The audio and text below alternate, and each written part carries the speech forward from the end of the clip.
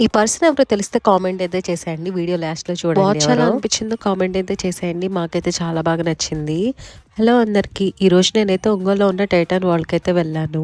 Up to 30% offer అయితే ఇస్తున్నారు. So, అందుకైతే వెళ్ళాము. ఆన్‌లైన్‌లో సెలెక్ట్ చేసుకొని స్మార్ట్ వాచెస్ వాడే ఈ రోజుల్లో కూడా చాలా తక్కువ మంది ఇలా వాచెస్ అయితే వాడుతున్నారు. Normal watches.